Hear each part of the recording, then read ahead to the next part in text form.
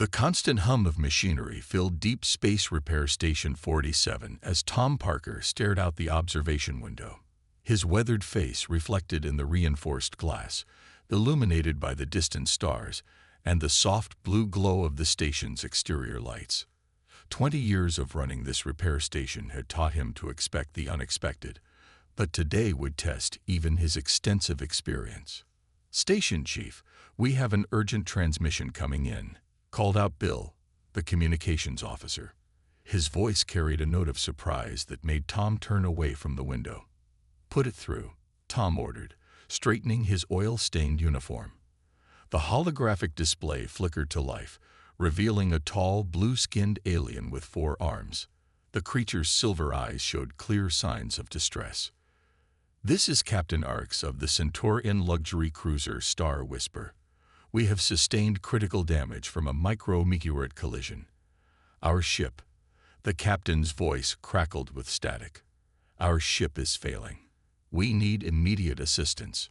Tom checked the approaching vessel's coordinates. "Captain, you're still 6 hours from our position. Have you contacted the Rigel repair stations? They're much closer to your location." The alien captain's face darkened. We already tried 3 different repair stations. They all declared our ship beyond salvation. You're our last hope." Tom scratched his chin, studying the damage readings appearing on his screen. The situation was bad. Really bad. The kind of bad that would make most repair stations turn the ship away. But humans had never been ones to back down from a challenge. "Send us your approach vector, Captain. We'll be ready." The next 6 hours were a whirlwind of activity. Tom assembled his best team in the main hangar. Jack from structural repairs, Linda from power systems, and Rob from navigation electronics. They weren't the biggest crew in the galaxy, but they made up for it with skill and determination. When the Star Whisper finally limped into view, even Tom's experienced team fell silent. The once elegant cruise ship looked like it had been through a meat grinder. A gaping hole ran along its port side. The hull was warped in impossible angles, and its quantum drive emitted an ominous purple glow instead of the standard blue. "Well," Jack said, wiping his hands on his coveralls, "this is going to be interesting."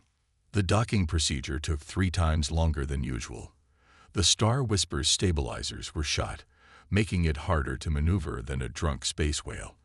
When the ship finally settled into the repair bay, the damage looked even worse up close. Captain Orcs and his crew emerged looking shell-shocked. The captain's silver eyes widened as he watched Tom's team immediately begin their work, manually inspecting the damage instead of relying solely on scanners. "You're touching the ship?" the captain asked, all 4 hands fidgeting nervously, without running a full diagnostic scan first. Tom smiled as Linda knocked on different parts of the hull, listening to the sound it made. "Sometimes the old ways are the best ways, Captain. Your ship's systems are too damaged for accurate scans anyway." The alien crew watched in fascination as the humans crawled over and under the damaged sections. They used simple tools alongside advanced equipment, their hands exploring every crack and dent. It was a stark contrast to the fully automated repair stations they were used to. "Found it." Rob's voice echoed from inside the hull. The meteorite impact created a cascading failure in the power distribution network. "It's not just the obvious damage we need to worry about. There's a chain reaction building up in the secondary systems." Tom nodded, already forming a plan. This was the kind of challenge humans excelled at, when the standard solutions wouldn't work, when you had to think outside the box and get your hands dirty. "Captain Orcs," Tom called out, "I won't lie to you. This is one of the worst cases I've seen. Those other stations weren't wrong about the extent of the damage." He paused, watching worry cloud the alien's features. "But they were wrong about it being unsalvageable. We can fix this." The captain's relief was visible. "How can you be so sure?" Tom grinned, patting the ship's damaged hull. "Because this isn't just a repair station, Captain.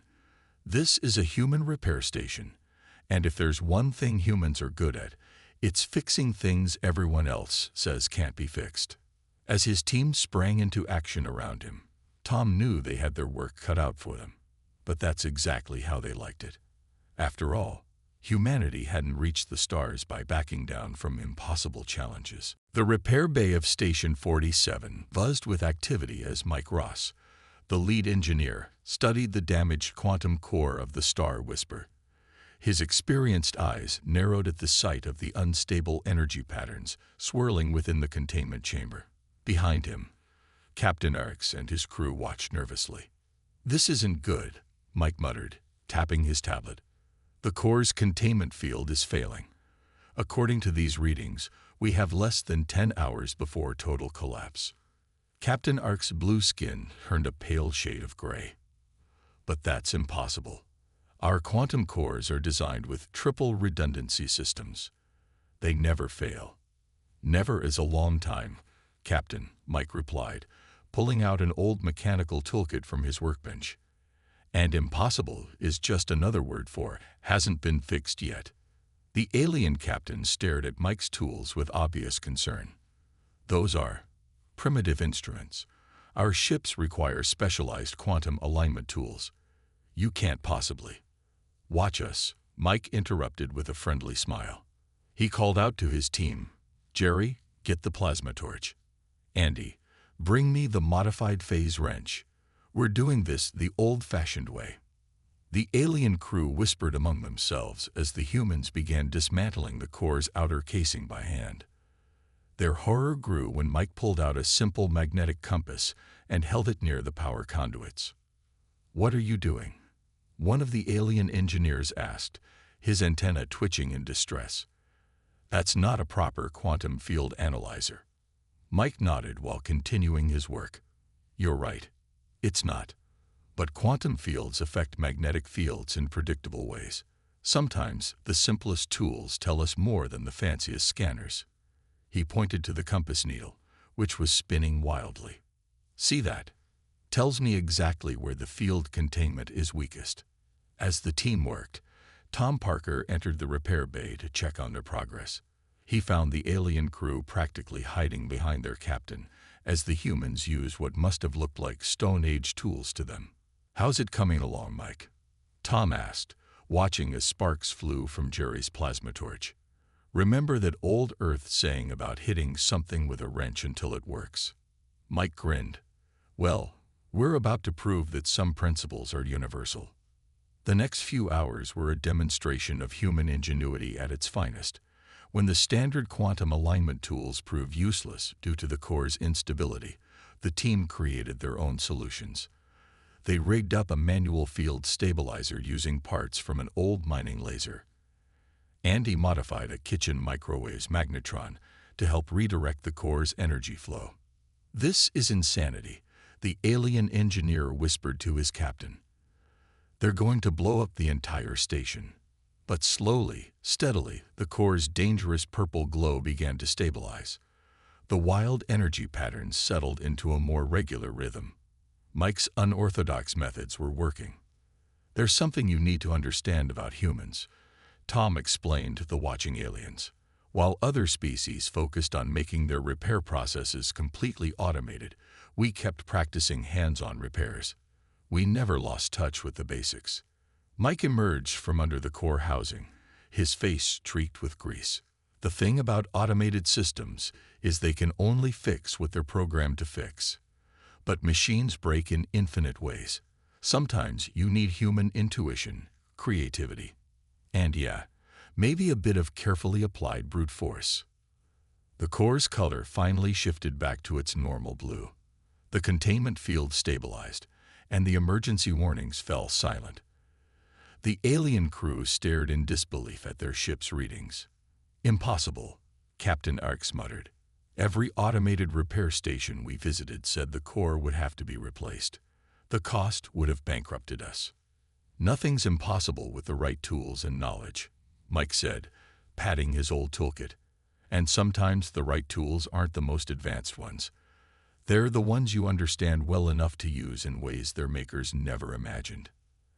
As the alien crew inspected their repaired ship, Tom noticed them touching the hull and components with their own hands, perhaps for the first time. They were beginning to understand what humans had known all along. There was no substitute for direct, hands-on experience. "You know," Captain Orcs said quietly to Tom, "in all my years of space travel, I've never seen repairs done this way. Our automated systems, our advanced technology. We've become so dependent on them that we've forgotten the joy of fixing things ourselves." Tom smiled, watching his team clean up their tools. Sometimes the best way forward is to remember what we learned in the past. That's the human touch, combining old wisdom with new problems. 2 weeks after the Star Whisper's successful repair, Deep Space Station 47 was busier than ever. Tom Parker stood in his office, watching through the window as 3 alien ships waited their turn to dock. His comm unit hadn't stopped buzzing with new repair requests since Captain Orcs had spread the word about the station's unique capabilities. "Station Chief," Bill called from his communications desk, "we've got another request coming in. It's a Proxima trading vessel with engine trouble. They're asking specifically for our human repair methods." Tom chuckled. Just a month ago, being called primitive by other species had been an insult. Now it was becoming a selling point. The repair bay doors opened as Mike Ross guided in their newest client, a sleek merchant ship with malfunctioning gravity generators. Its captain, a tall insectoid alien, watched in fascination as the human repair team began their work without waiting for the automated diagnostic systems. "Your species is quite unusual," the alien captain clicked through their translator. "You trust your organic senses more than machines." "We trust both," Mike explained, running his hand along a power conduit. "The computers tell us what's broken, but our experience tells us why it broke and how to fix it so it doesn't break again." He paused, feeling a slight vibration.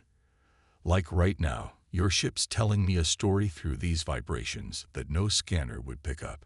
In another corner of the station, Rob was teaching a junior technician the old art of percussive maintenance, carefully tapping specific points on a jammed mechanism to free it up.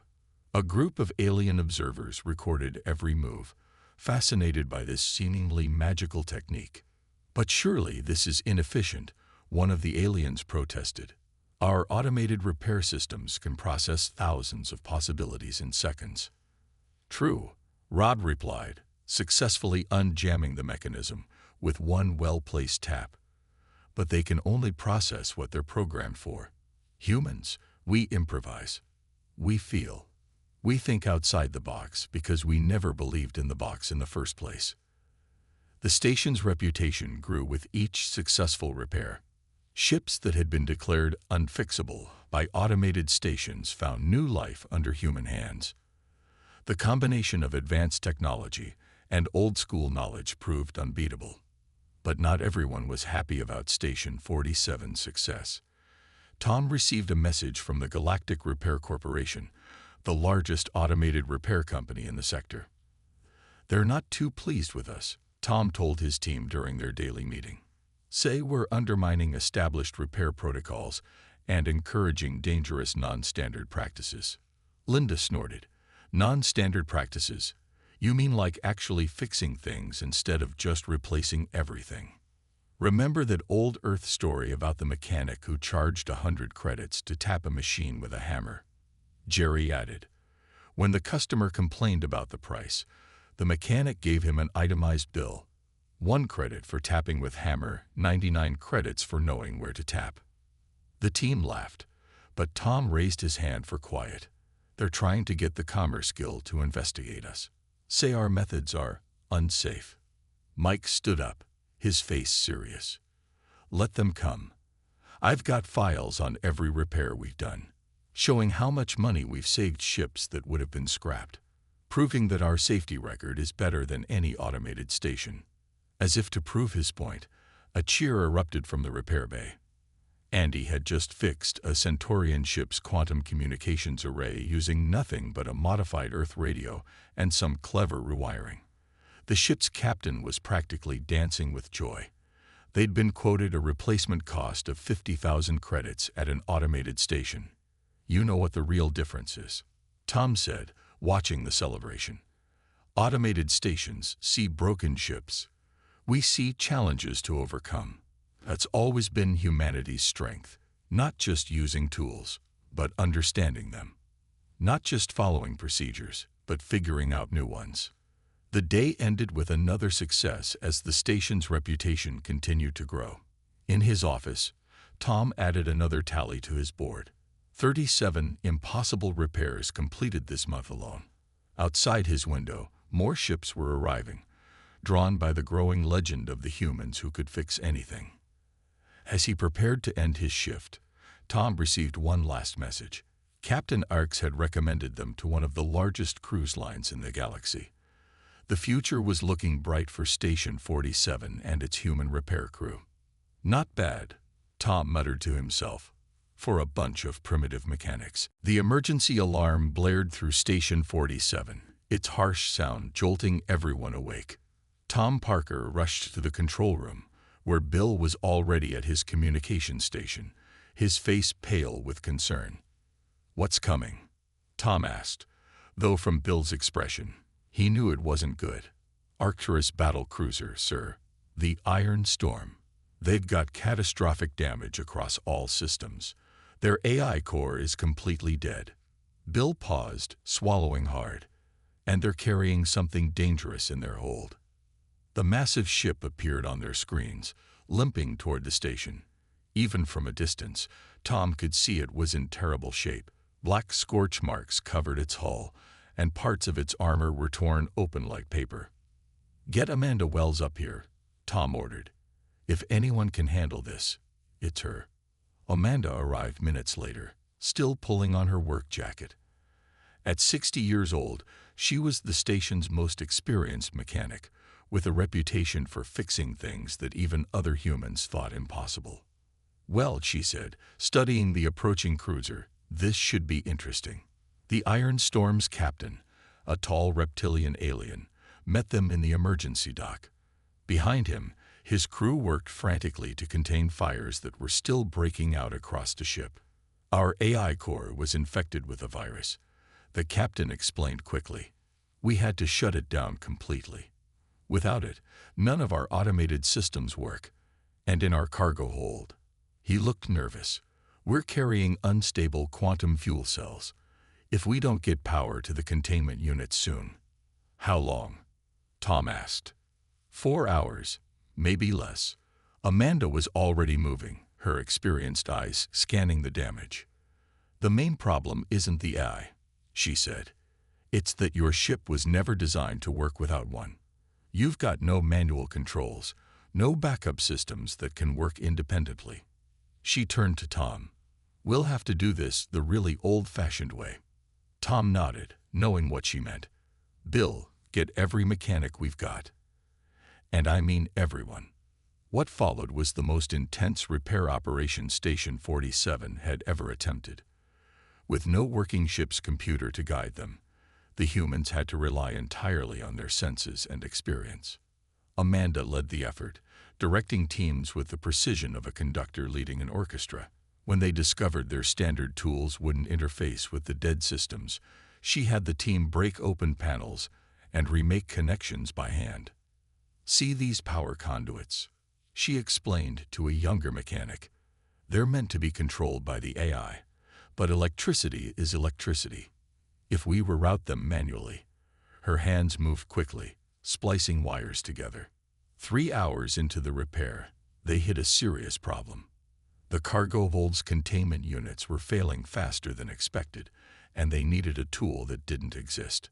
"The quantum field harmonizer is fried," Mike reported. "Without it, we can't stabilize the fuel cells, and there's no way to fabricate a new one in time." Amanda stared at the broken harmonizer for a long moment.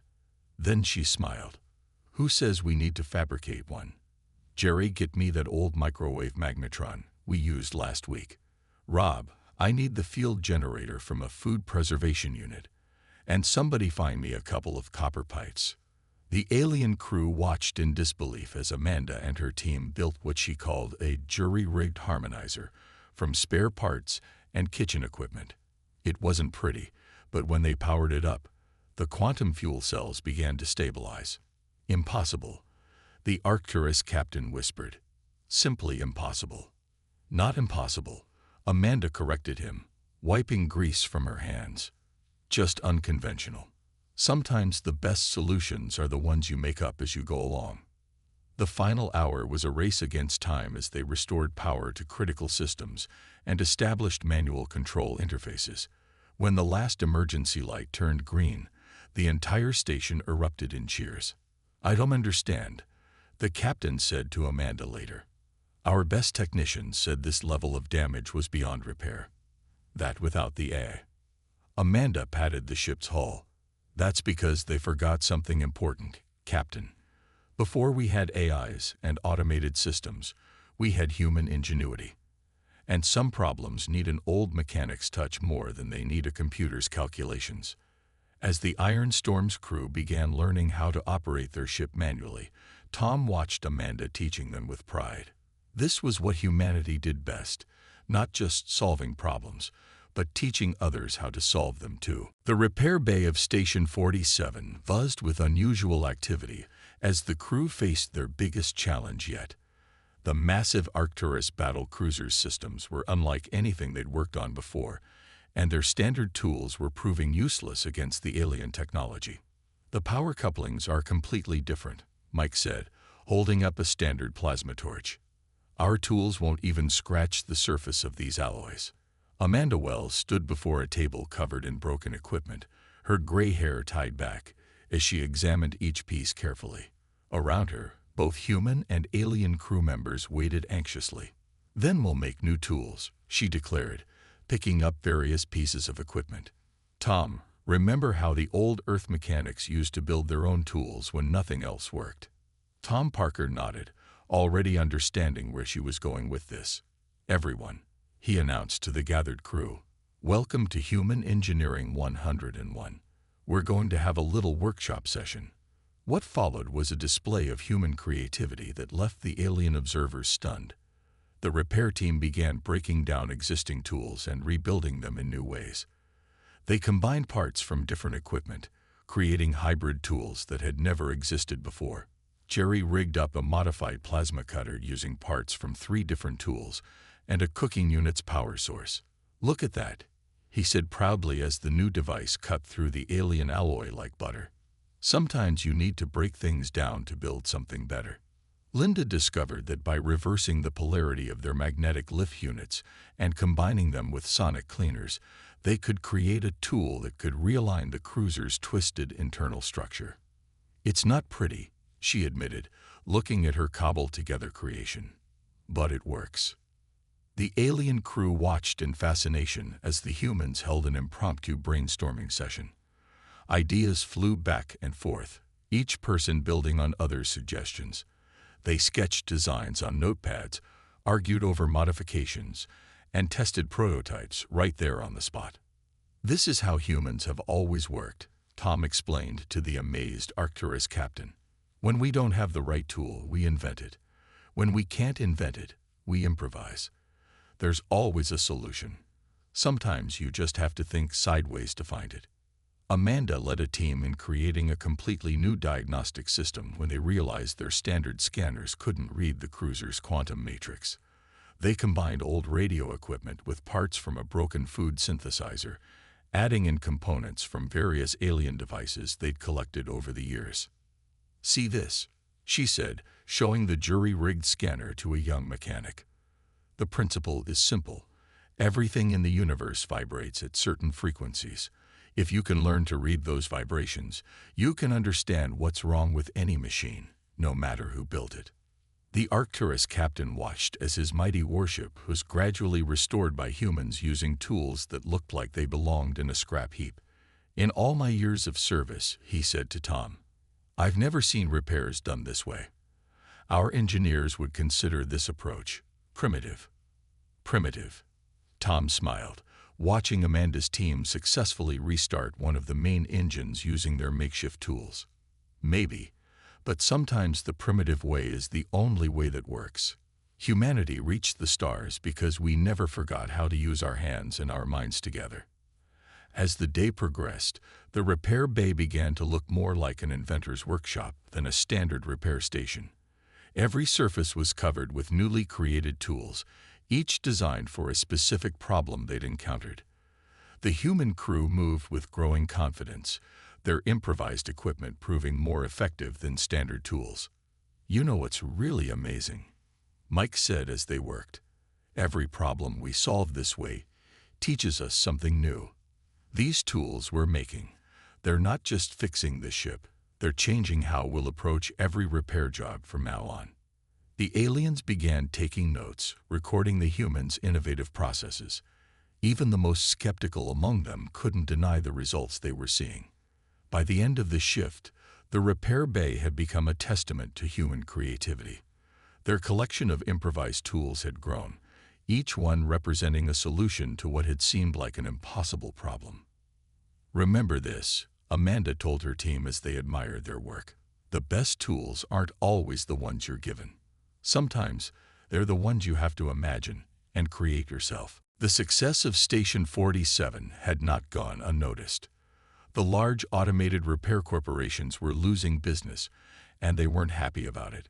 Tom Parker knew trouble was coming, but he didn't expect it to arrive in the form of a sleek corporate shuttle docking at his station.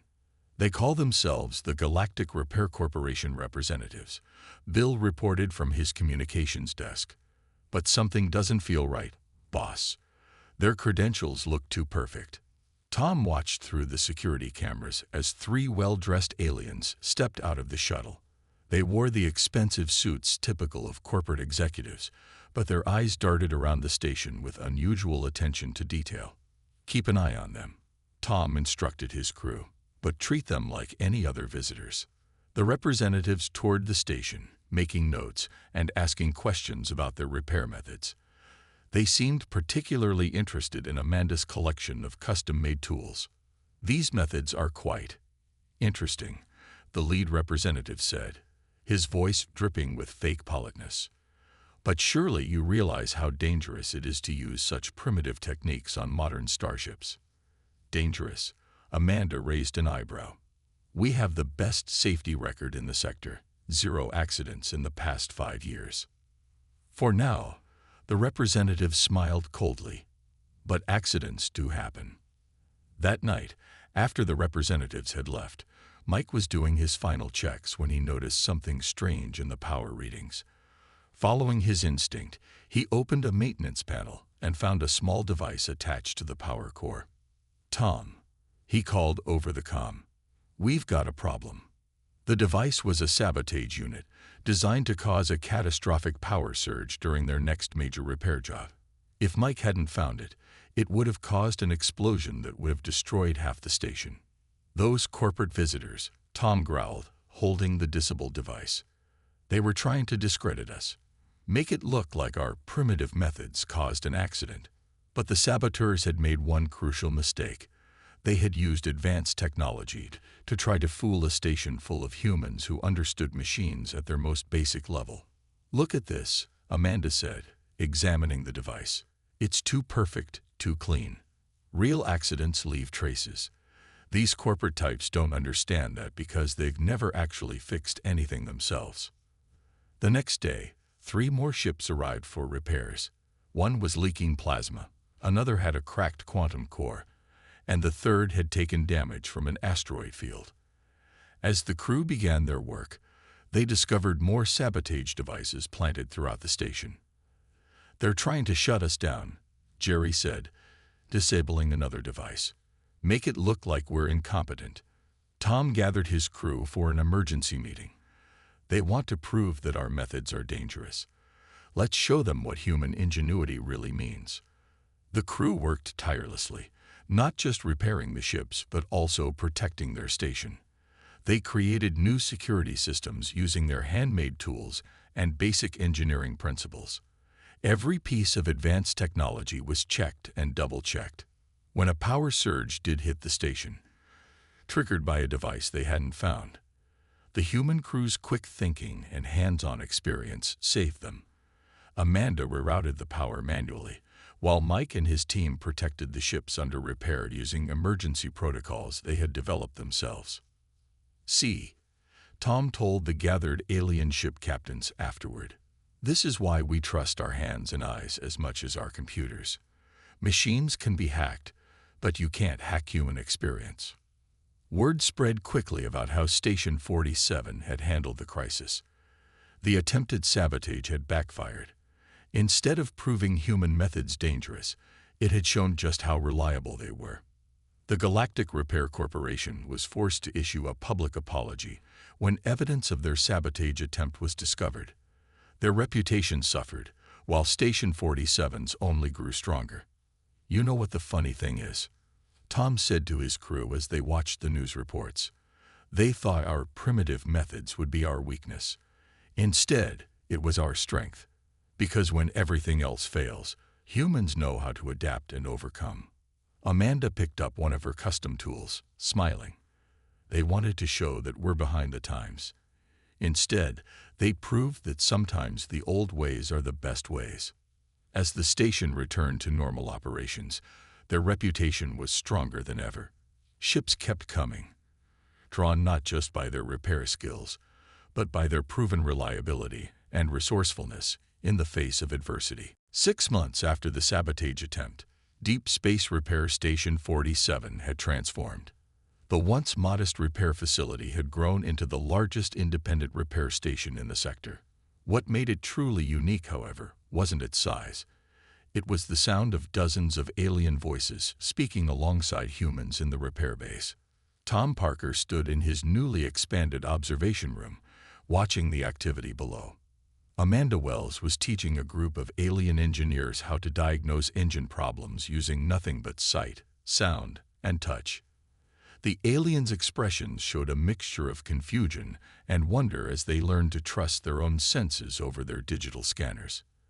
Remember, Amanda told her students, placing their hands on a humming engine, every machine tells a story. You just need to learn how to listen. In another bay, Mike Ross supervised a team of mixed human and alien mechanics as they built custom tools for a particularly challenging repair job. The aliens had begun to understand that sometimes the best solution wasn't the most advanced one. It was the one you could create yourself. The key is understanding the basic principles, Mike explained, helping the young Centaurian engineer modify a standard tool. Once you know how something really works, you can fix it with almost anything. The station's reputation had grown far beyond simple repairs. It had become a symbol of what humans could teach other species about innovation and practical problem-solving. The Galactic Commerce Guild had officially recognized human repair methodology as a specialized field of study. "It's strange," Tom said to Bill, who had come to deliver the day's repair requests. "A year ago, they called us primitive. Now they're sending their best engineers to learn our primitive methods." Bill laughed, watching a group of alien students carefully taking apart and reassembling an old Earth combustion engine. Nothing teaches you how machines work like starting with the basics. The station's success had sparked a revolution in the repair industry. Other stations had begun hiring human engineers and adopting their hands-on approach. Even the automated repair corporations had started incorporating human oversight into their operations. But Station 47 remained special. It was where the revolution had started, and where the best came to learn. The waiting list for apprenticeships grew longer every day. Tom walked down to the main repair bay, where Amanda was finishing her lesson. Her students gathered around a broken quantum drive, their hands dirty but their eyes bright with understanding. "Today, you all fixed something you thought was impossible to repair," Amanda told them. "Remember this feeling. This is what humans have known for generations. There's no such thing as unfixable. There are only problems waiting for creative solutions." The aliens nodded, looking at their hands with new respect. One of them, a young engineer from a highly automated society, spoke up. "On my world, we would have replaced this entire drive. But now I understand. Sometimes fixing something teaches you more than replacing it ever could." Tom smiled, remembering how far they'd come. The station's walls were now lined with tools, both standard and custom-made. Each one told a story of human ingenuity meeting alien technology, of old wisdom solving new problems. A loud cheer erupted from one of the repair bays. A team of graduates from their first training class had just successfully repaired a ship using entirely handmade tools. The pride on their faces, human and alien alike, made Tom's heart swell. "You've created something remarkable here," said a familiar voice. Tom turned to see Captain Orcs, whose damaged ship had started it all. "You haven't just taught us how to fix ships. You've taught us how to think differently about problems." Outside the station's windows, ships of all sizes waited patiently for their turn. Each one carried stories of impossible repairs made possible by human hands and human thinking. But more importantly, each one represented a bridge between species, built on the foundation of shared knowledge and practical wisdom. "This is humanity's real gift to the galaxy," Tom said, watching his crew work alongside their alien students. "Not our technology, not our strength, but our ability to look at a problem and say, 'We can fix this,' even when everyone else says it's impossible." As the station hummed with activity, Tom knew they had created more than just a repair facility. They had created a legacy, one that would continue as each new student learned to combine the best of both worlds: advanced technology and human ingenuity working hand in hand.